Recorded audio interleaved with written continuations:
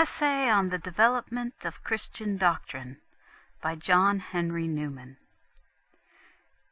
Chapter 6, Part 6. Section 3. The Church of the 5th and 6th Century.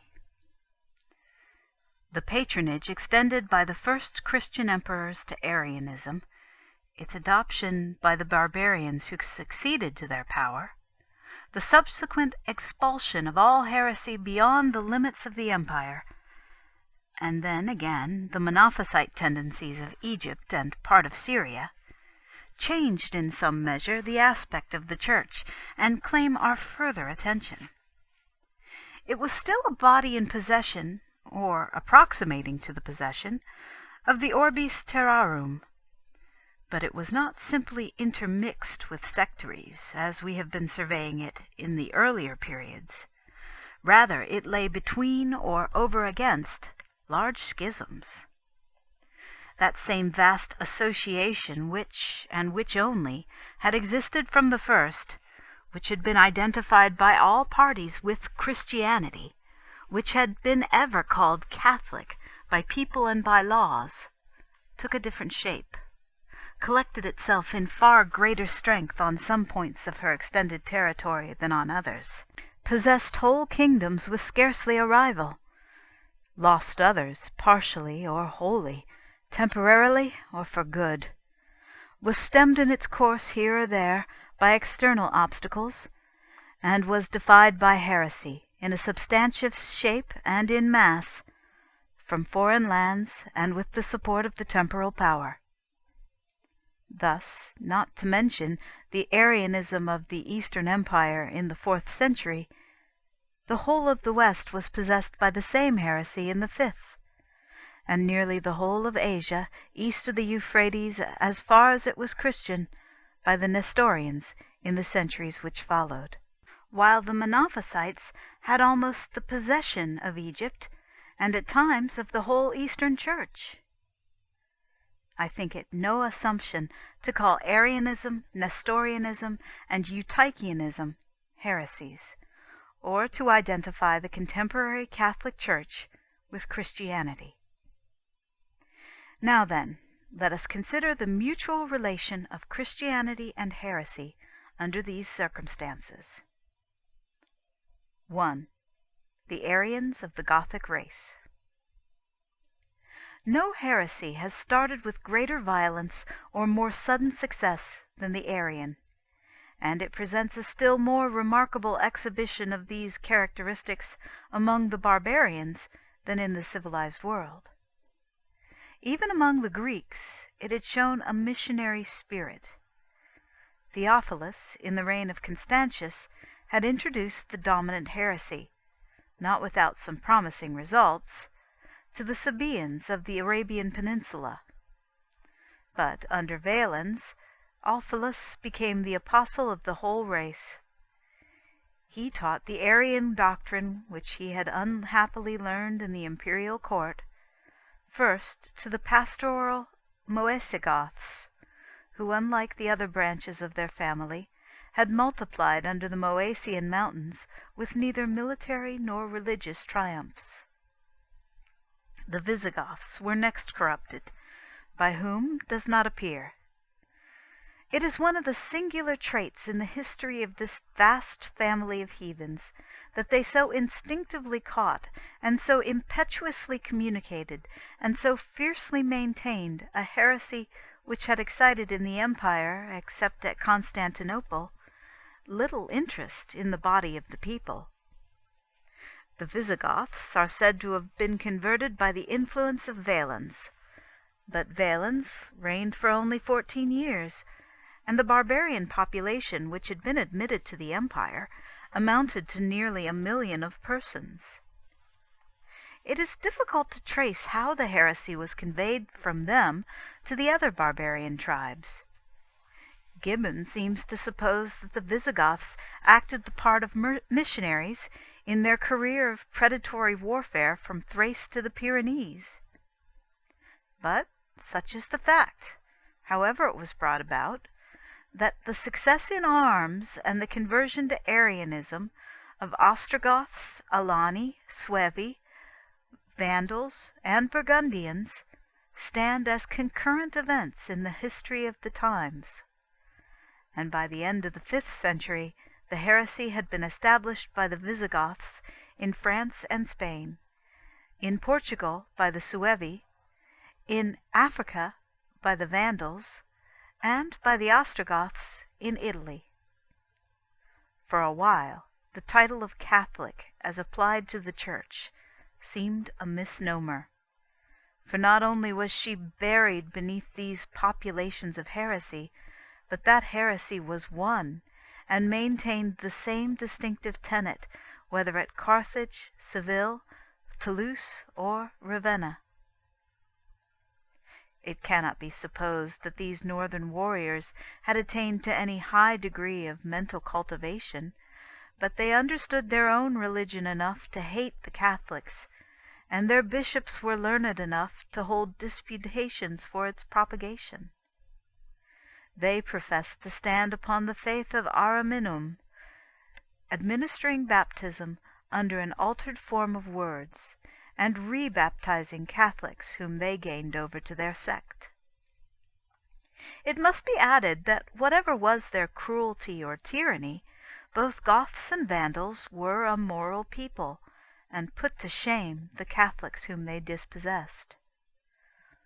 "What can the prerogative of a religious name profit us," says Salvian, "that we call ourselves Catholic, boast of being the faithful, taunt Goths and Vandals with the reproach of a heretical appellation, while we live in heretical wickedness?" The barbarians were chaste, temperate, just, and devout.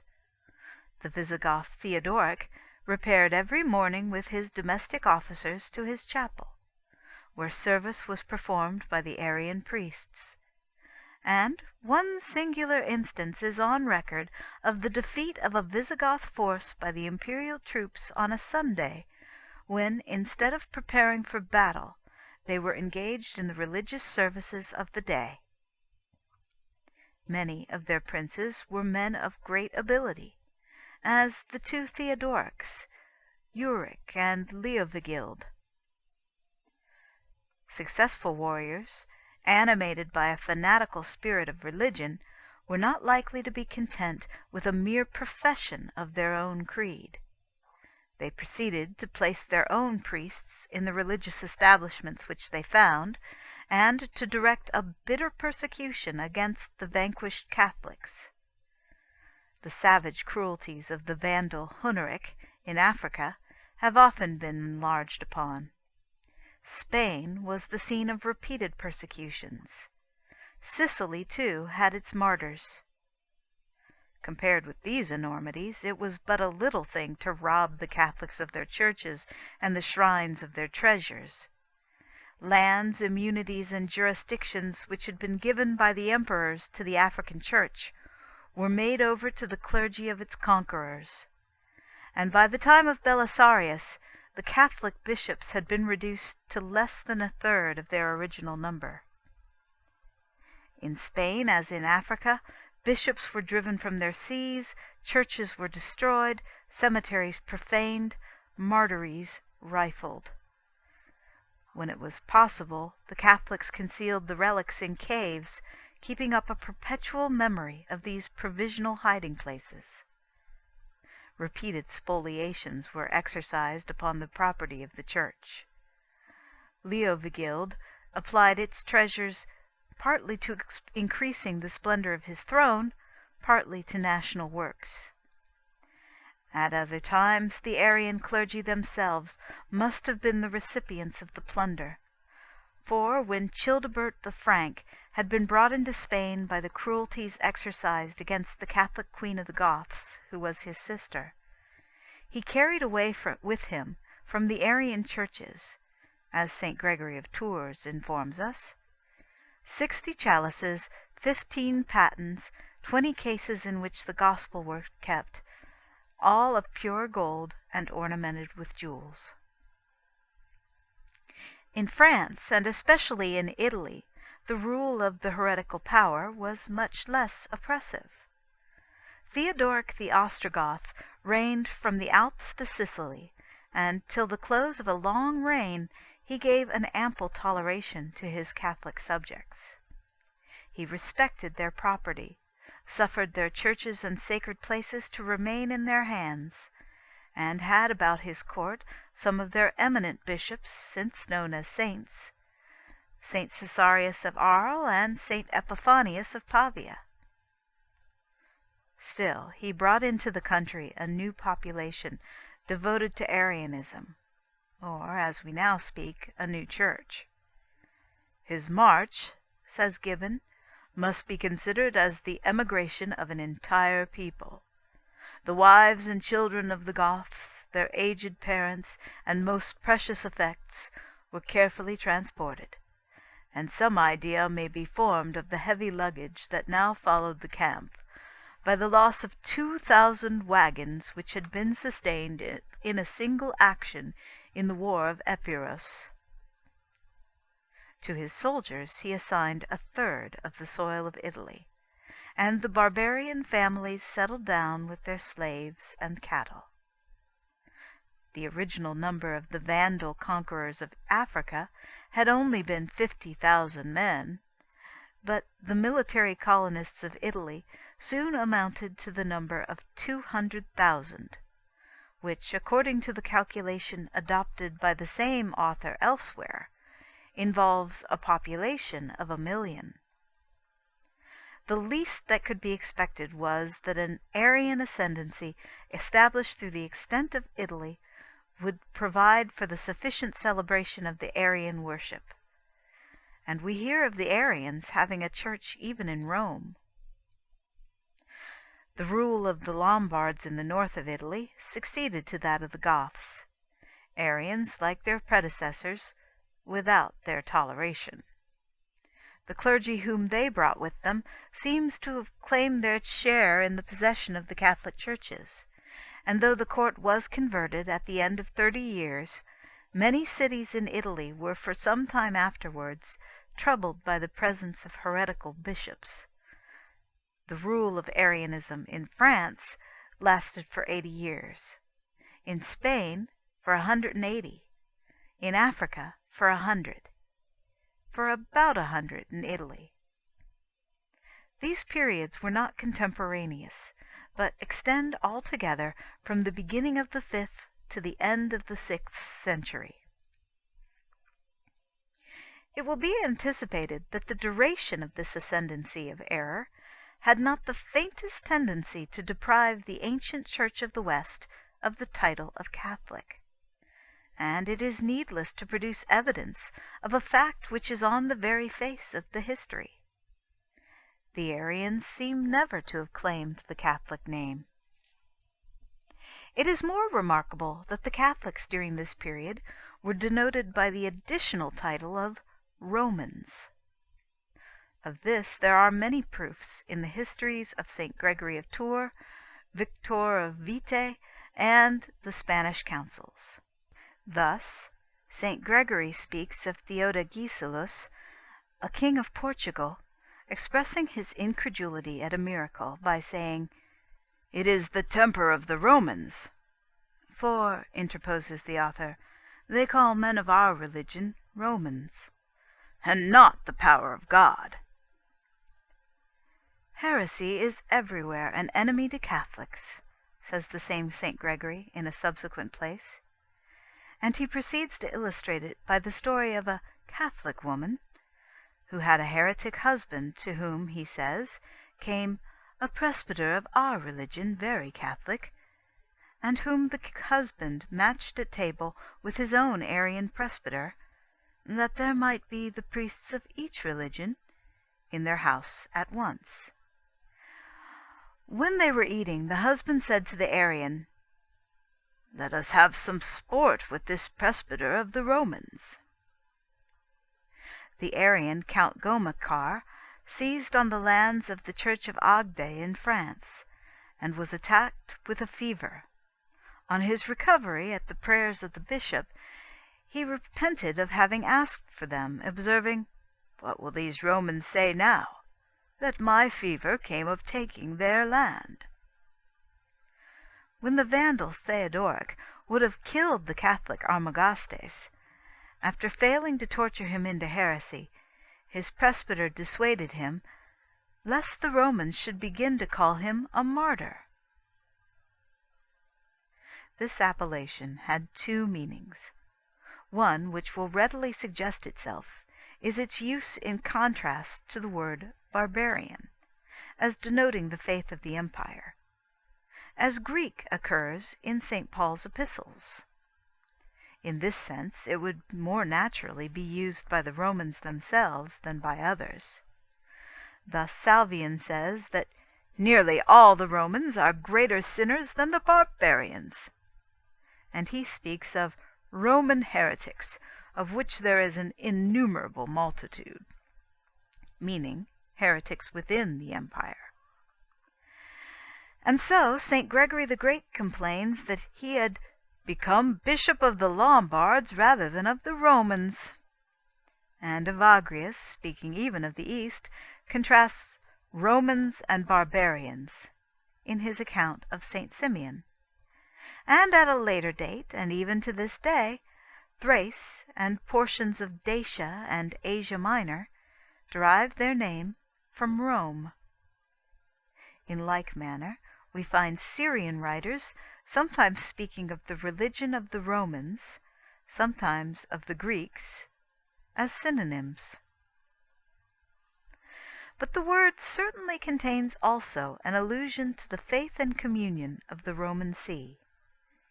In this sense, the Emperor Theodosius, in his letter to Acacius of Berea, contrasts it with Nestorianism, which was within the empire as well as Catholicism.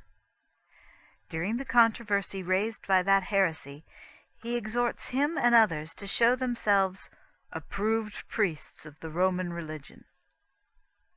Again, when the Ligurian nobles were persuading the Arian Ricimer to come to terms with Anthemius, the Orthodox representative of the Greek emperor, they proposed to him to send St. Epiphanius as ambassador, a man whose life is venerable to every Catholic and Roman, and at least amiable in the eyes of a Greek, Graeculus, if he deserves the sight of him. It must be recollected, too, that the Spanish and African churches actually were in the closest union with the See of Rome at that time, and that that inner communion was the visible ecclesiastical distinction between them and their Arian rivals. The chief ground of the Vandal Huneric's persecution of the African Catholics seems to have been their connection with their brethren beyond the sea, which he looked at with jealousy, as introducing a foreign power into his territory. Prior to this, he had published an edict calling on the Homoousian bishops, for on this occasion he did not call them Catholic, to meet his own bishops at Carthage and treat concerning the faith, that their meetings to the seduction of Christian souls might not be held in the provinces of the Vandals. Upon this invitation, Eugenius of Carthage replied that all the transmarine bishops of the Orthodox communion ought to be summoned, in particular because it is a matter for the whole world, not special to the African provinces, that they could not undertake a point of faith sine universitatis assensu. Huneric answered that if Eugenius would make him sovereign of the Orbis Terrarum, he would comply with his request. This led Eugenius to say that the Orthodox faith was the only true faith, that the king ought to write to his allies abroad, if he wished to know it, and that he himself would write to his brethren for foreign bishops, who, he says, may assist us in setting before you the true faith, common to them and to us, and especially the Roman Church, which is the head of all churches. Moreover, the African bishops, in their banishment in Sardinia, to the number of 60, with St. Fulgentius at their head, quote with approbation the words of Pope Hormisdas to the effect that they hold, on the point of free will and divine grace, what the Roman, that is, the Catholic Church, follows and preserves. Again, the Spanish Church was under the superintendence of the Pope's vicar during the persecutions, whose duty it was to hinder all encroachments upon the apostolical decrees or the limits of the Holy Fathers through the whole of the country. Nor was the association of Catholicism with the See of Rome an introduction of that age. The Emperor Gratian, in the 4th century, had ordered that the churches which the Arians had usurped should be restored, not to those who held the Catholic faith, or the Nicene Creed, or were in communion with the Orbis Terrarum, but who chose the communion of Damasus, the then Pope. It was St. Jerome's rule also, in some well-known passages, writing against Rufinus, who had spoken of our faith. He says, what does he mean by his faith? That which is the strength of the Roman Church, or that which is contained in the volumes of Origen? If he answer the Roman, then we are Catholics who have borrowed nothing of Origen's error. But if Origen's blasphemy be his faith, then, while he is charging me with inconsistency, he proves himself to be a heretic. The other passage, already quoted, is still more exactly to the point, because it was written on occasion of a schism. The divisions at Antioch had thrown the Catholic Church into a remarkable position. There were 2 bishops in the see, one in connection with the East, the other with Egypt and the West, with which then was Catholic communion. St. Jerome has no doubts on the subject. Writing to St. Damasus, he says, "Since the East tears into pieces the Lord's coat,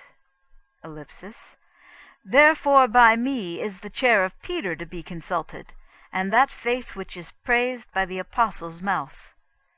Though your greatness terrifies me, yet your kindness invites me. From the priest I ask the salvation of the victim, from the shepherd the protection of the sheep. Let us speak without offense. I court not the Roman height.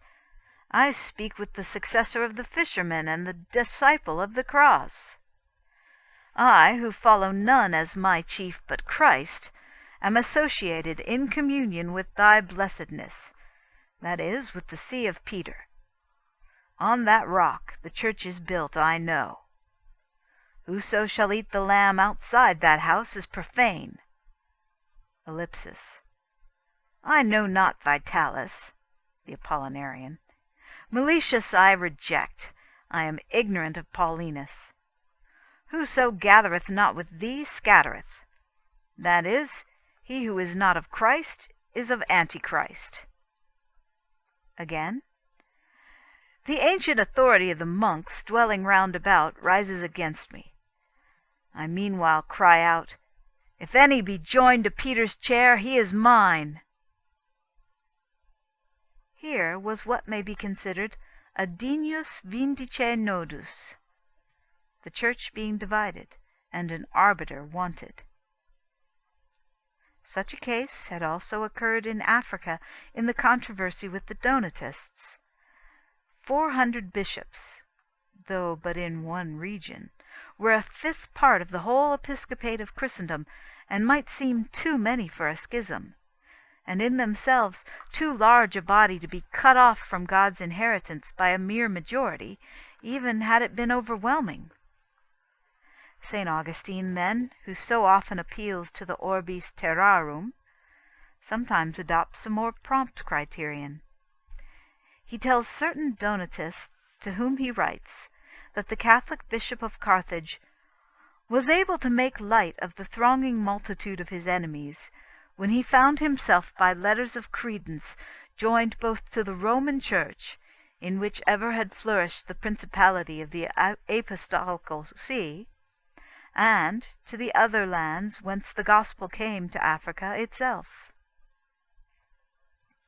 There are good reasons, then, for explaining the Gothic and Arian use of the word Roman, when applied to the Catholic Church and faith, of something beyond its mere connection with the empire, which the barbarians were assaulting. Nor would Roman surely be the most obvious word to denote the Orthodox faith, in the mouths of a people who had learned their heresy from a Roman emperor and court, and who professed to direct their belief by the great Latin Council of Ariminum. As then the 4th century presented to us in its external aspect the Catholic Church lying in the midst of a multitude of sects, all enemies to it, so in the 5th and 6th we see the same Church lying in the West under the oppression of a huge, far-spreading and schismatical communion. Heresy is no longer a domestic enemy intermingled with the Church, but it occupies its own ground and is extended over against her, even though on the same territory, and is more or less organized, and cannot be so promptly refuted by the simple test of Catholicity. End of section 1. End of part 6 of chapter 6.